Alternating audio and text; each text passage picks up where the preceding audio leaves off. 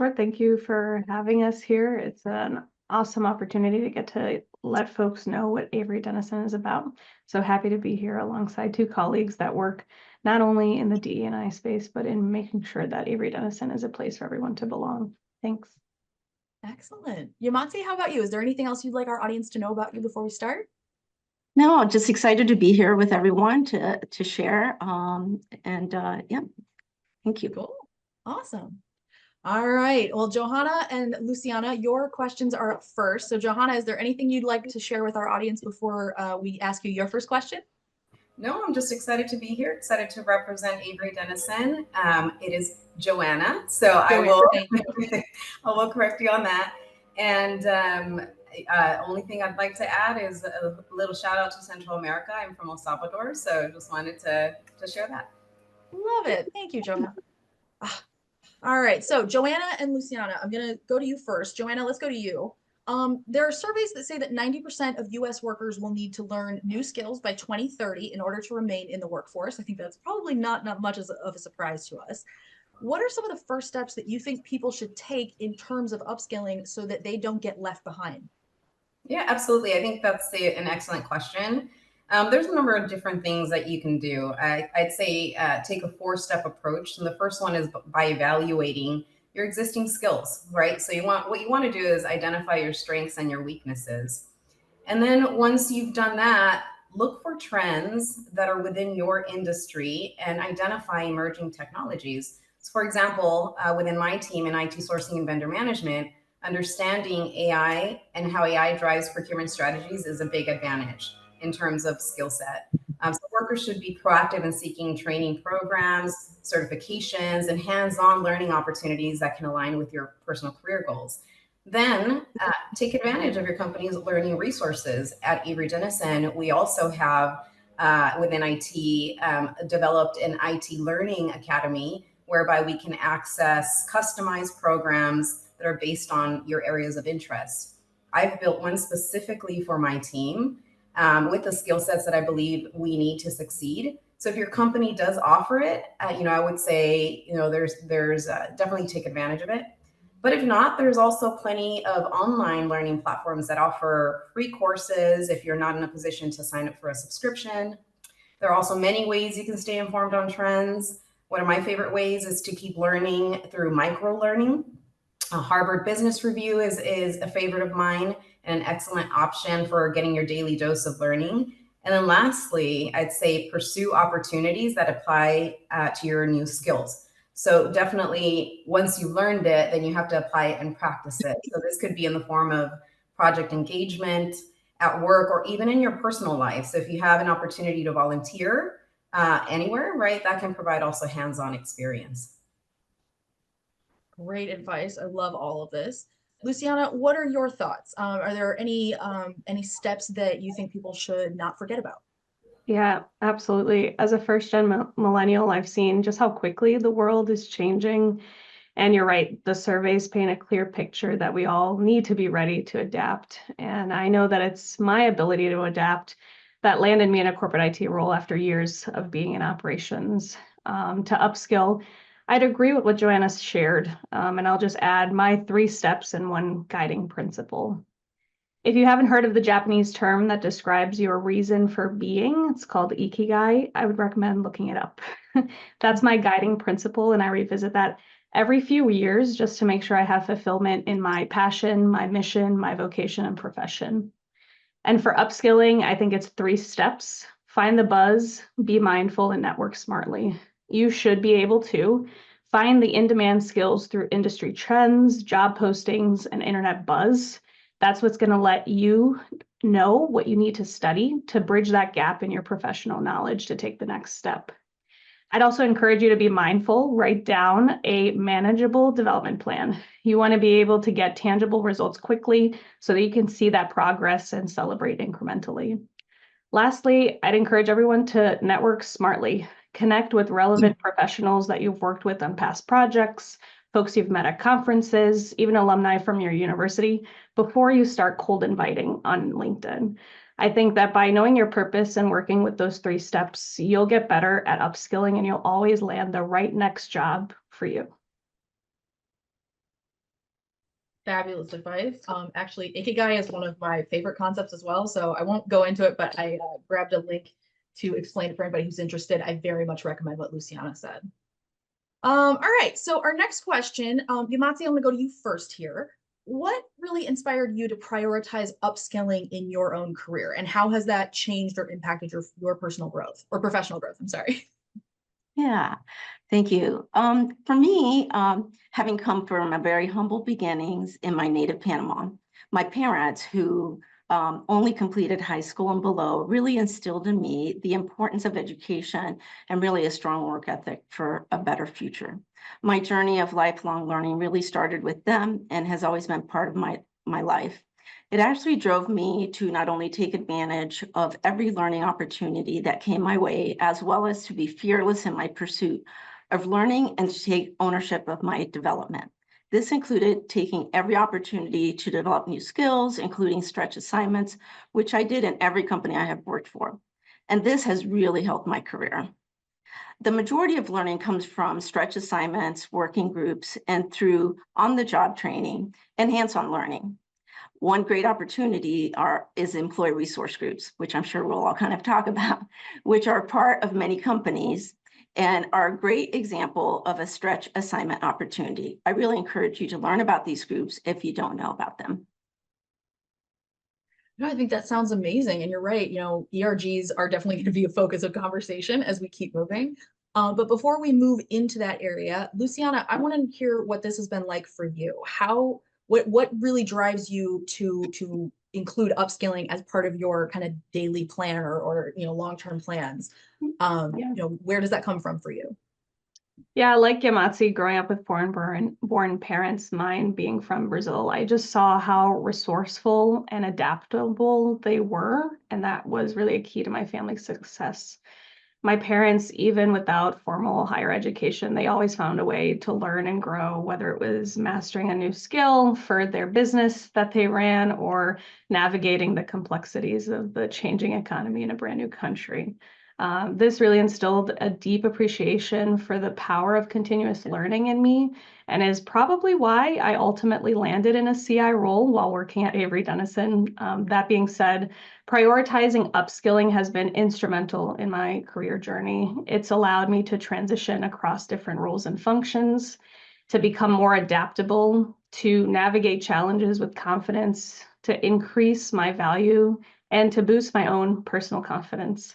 Ultimately, upskilling has empowered me to take ownership of my career, like the session title lens, and really shape my future. I think without this, I probably wouldn't have taken the leap to start an ERG or to take a short-term assignment to stretch myself, but it's truly been a key ingredient in my personal growth, and I'm convinced that upskilling is essential for anyone who wants to thrive in the years to come.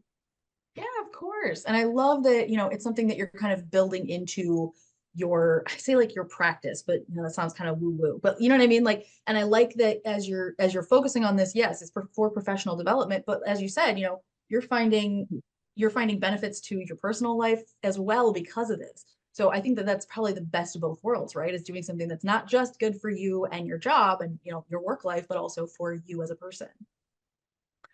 All right, let's talk about kind of dealing with day-to-day responsibilities, okay? There's a lot of stuff that people have to juggle, and actively seeking out opportunities for upskilling on top of that can also feel just huge, like a ton of kind of a, mountain of things to tackle. Joanna, I want to start with you. How do you think individuals can balance those day-to-day responsibilities while they're still seeking out upskilling opportunities for their future? Yeah, absolutely. Thanks for the question, Meg. And apologies for anyone who was looking at my laptop for the first question. I just realized that was happening. No, I think it's always a challenge to find the magic time for upskilling, right? Ways that have worked personally for me is by taking, like I mentioned earlier, kind of a micro learning approach. Apply the SMART goals framework into your planning. So learning should be taken just like you do any other project. Set some achievable goals for the week, like we would with perhaps a physical fitness goal, right? So perhaps that week your goal is to hit the gym 2 times that week. You can do the same thing for learning. So maybe block out 30 minutes on your calendar that is dedicated specifically to personal development. Choose the day that you'd have the highest success rate. For me, Fridays work best. And keep track of your learnings. Podcasts are also another great way of learning while you're getting the work done, but really just set some time specifically that is focused to learning and block out that time. It sounds so silly to think of, but I've never actually thought about that. Like pick the like look at your schedule and pick the days that are kind of the easiest to fold these things in. I feel like when I'm trying to start over a new schedule, I kind of am a bit mean to myself at first. I'm like, no, we're knuckling down. This is what we're gonna do. Yamatsi, how do you do this? How do you handle the day-to-day responsibilities while trying to keep your long-term upskilling in place? Yeah, I think a great place to start is really by first setting goals that align with your current role, as well as what you aspire to do, where you want to go, and your career goals. You want to determine your skills needed to meet your goals, set realistic goals and timelines to stay motivated, then take ownership of your development. I'd mentioned that before, and create a personalized plan that outlines the skills you desire. Most importantly, I think it's very important actually that you share your plan with your supervisor to get the buy-in and support to sign up for those opportunities for upskilling and to balance with your everyday activities by sharing how it's going to improve your current role as well as how it will develop you for the future. Most companies have significant opportunity for online and on-demand learning, virtual and in person. Self-learning through external groups can also happen, so you want to take advantage of those as much as possible as well. Obtaining certifications, for example, like project management, diversity, equity, and inclusion, HR, and other types of certifications are also great opportunities. As said before, ERGs are also a great source of development, both for members and for leaders of those groups. These type of internal company groups provide many informational and professional development opportunities. Okay, I loved what you were talking about, sharing your plan with your supervisor or your manager. I feel like that's something we talk about a lot, is this idea that people can't help you to get where you're going if they have no idea you're even on a journey. So I love that call out of like, hey, here's what here's kind of where I want to go. Here's the plan that I'm thinking will work for it. And then, yeah, I mean, I think it's a great opportunity to say, like Luciana had said earlier, like, I want projects that are going to help me to utilize these skills that I'm trying to develop.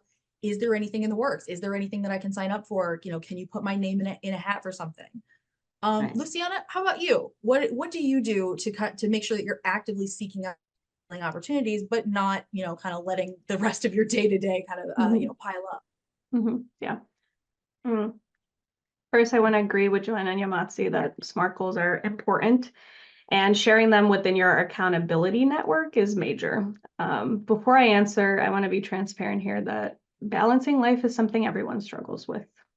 I can share 3 things that you can be mindful of, that you own your own time, that you should try to integrate learning into your life, and to not neglect your self-care. So if you're someone that struggles with time management, consider using 2 tools that I love called the Pomodoro technique or the Eisenhower matrix, so that you can time box and focus your tasks.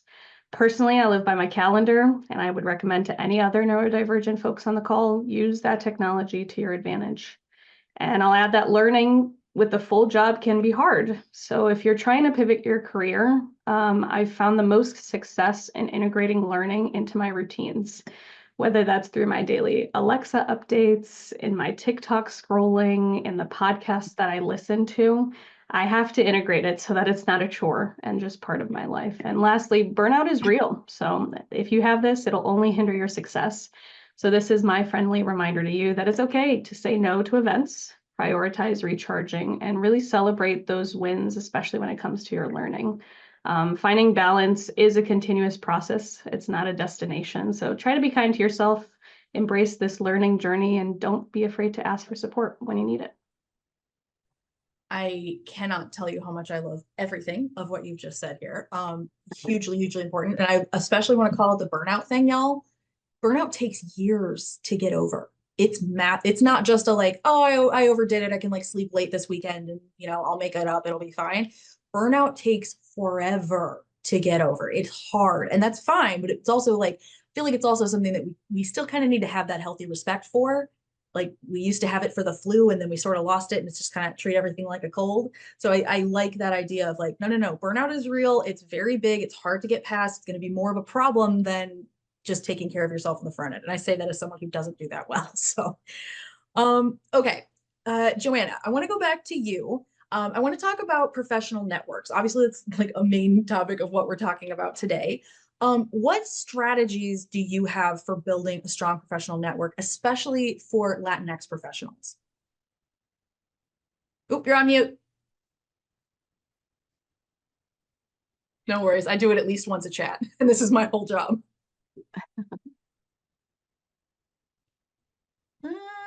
Nope, she's not able to unmute. Okay, let's try. Tell you what, Yamatsi, do you want to go first, and then we'll see if we can get Sure. Joanna's audio working? Yeah, no problem at all. To start off with, LinkedIn is a very useful tool to build your professional network outside an organization. So ensure that you have a strong profile that depicts your experiences as well as any involvement in organizations and groups. There are many opportunities on LinkedIn to learn about events, organizations, and groups that align with your goals, values, and interests. Connecting and getting involved with Hispanic and Latinx organizations and communities can be impactful in building your network for sure. There are many professional organizations that you can engage that provide these opportunities depending on your particular area of interest. And some examples of that include organizations such as the Association of Latino Professionals for America, the Society of Hispanic Professional Engineers, the National Hispanic Corporate Council, Hispanica, and locally, you could actually even find a Young Latino Professional Network, just to name a few. These organizations provide not only networking opportunities, but professional development. Some even provide scholarships for graduate work. I have taken advantage of this. I encourage you to become an active member and serve on boards, participate in events like conferences, summits, and webinars. Most professionals are really willing to connect with you. When you're attending an in-person event, be ready with your LinkedIn profile QR code to share to connect with others. Awesome. Actually, I do want, before we go to Joanna, I do just want to ask, you said that you took advantage of the continuing education programs. Could you tell us a little bit about that? Yeah, so actually Hispanica used to be called Nashimba. And so I actually am an Nashimba scholar from my graduate program. I have an executive MBA from Kent State University. And so they provided me with a scholarship to attend. Heck yes, Kent State. That's my home state of Ohio. Gotta love rep in the Midwest. All right. Joanna, I want to go to you. What strategies do you recommend for people who are trying to build up their professional networks, especially if they are within the Latinx community? Yeah, absolutely. Well, first of all, I think if you have available to you an employee resource group within your organization, take the opportunity to join. Resource groups are a great opportunity to network with employees in other areas of your organization specifically. Another thing that you can do is complete a network mapping exercise. This is, a trick that I learned as well along my journey. And what this is essentially it's an audit of your network that includes, areas for colleagues, former colleagues, mentors, sponsors, external networks, and identify where you may need to focus your efforts. Attend a networking event. So I think that's, an obvious one. But this one can be tough for many people, especially if you're a natural introvert. But it's also a really important step in expanding your network. One way to ease the network anxiety is by preparing conversation starters before your events. So an example of that could be, coming up to someone after a presentation and saying, that was a great presentation. I really enjoyed this part. What about you? And kicking off a conversation that way. Or, make sure also that you have an elevator pitch prepared when someone uses a conversation starter with you.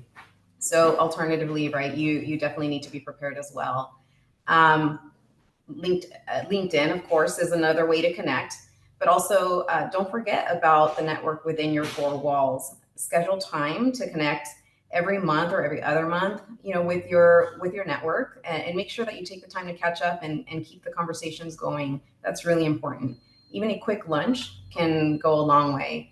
And lastly, I'd say I'll leave you with a saying that I heard in an accelerator program I was part of. And that is that has stuck with me. And it's no longer about who you know, it's about who knows you. So make sure that you remember that when you're, next time you're networking. I absolutely love that. Now, out of personal curiosity, what is your elevator pitch? If someone comes up to you and they give you kind of a clear opener that they are also trying to connect, what is the thing that you say to people? Yeah, what I start with is by explaining what my role is within the organization. So as an IT sourcing director, or my team heads the IT contracts and support for the organization globally. So our goal is to create contracts and opportunities with our vendors that align with our organization's overall goals. So definitely just like I said, something catchy and something that will generate a conversation is definitely important. Yeah, I like that. Okay, all right.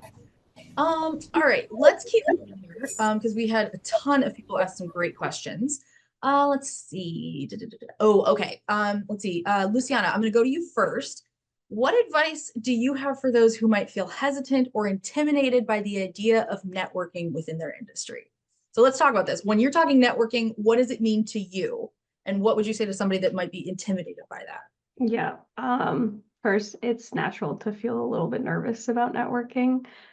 So when you want to make it less intimidating, focus on the connecting piece. So networking is about building relationships, not selling yourself. So try to be genuinely interested in what the other person is sharing with you, and those meaningful connections will happen. Also, I'd encourage everyone to start small.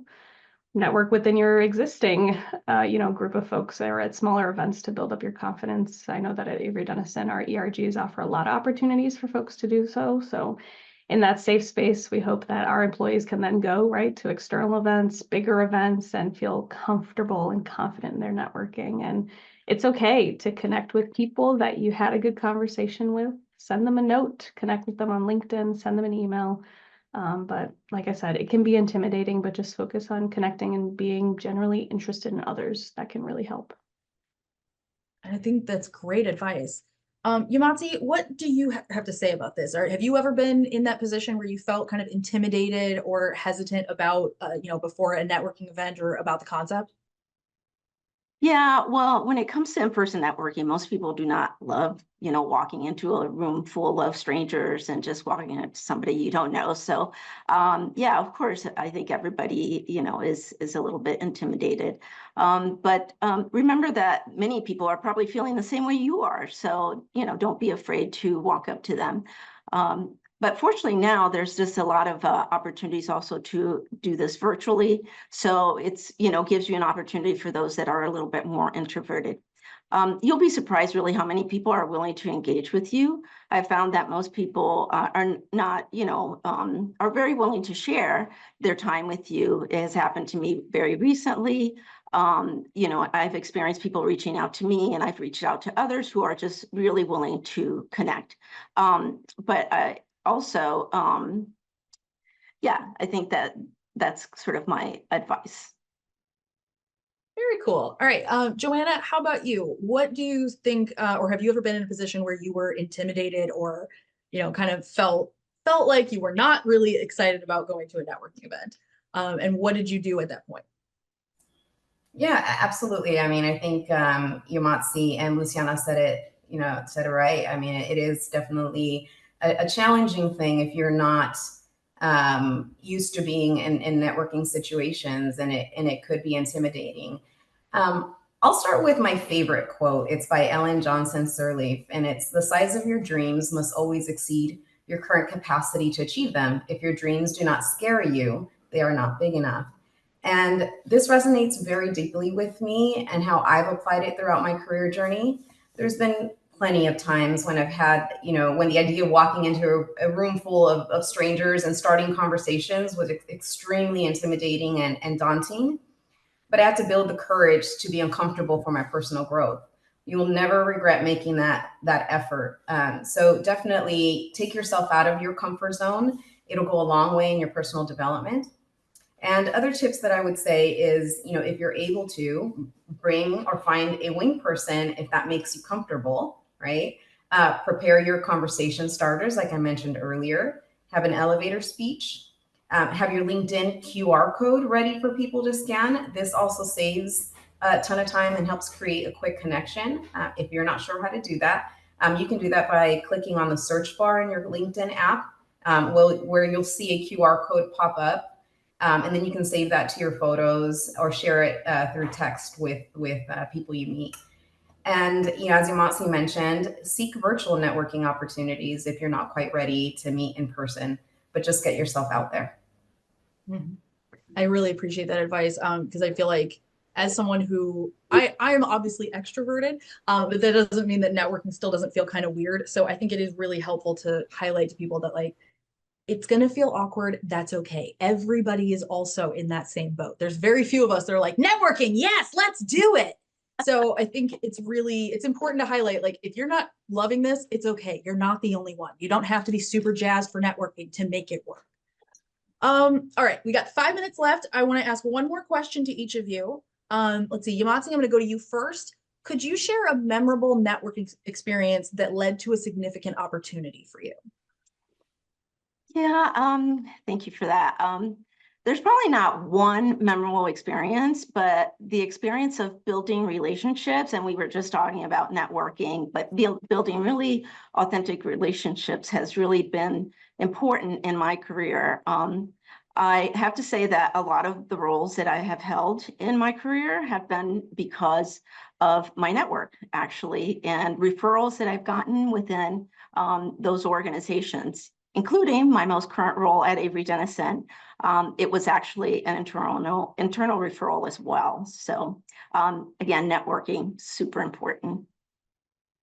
I like that. Luciana, how do you feel? Has there been like a significant experience that you look back on, you're like, oh my gosh, yes, this is what networking has done for me? Yeah, when I moved to Cleveland, Ohio from Boston, Massachusetts, I really focused on networking with other Latinx people. And I met a lady at a local event who ran an agency that supported getting corporations Latino ready. And as a supporter of their work and a leader of an ERG, I ended up attending a symposium that they put together.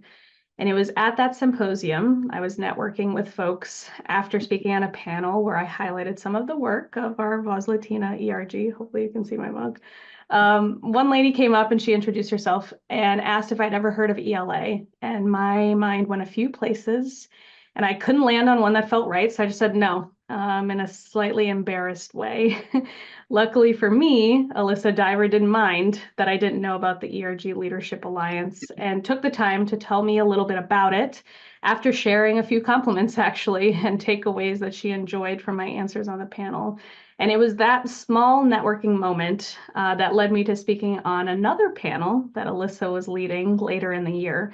Had I not stopped to chat with this attendee and been really honest and authentic in that networking conversation, I wouldn't have landed that speaking opportunity. So definitely a memorable networking experience for me. I love that. Thank you so much for sharing that with us, Luciana.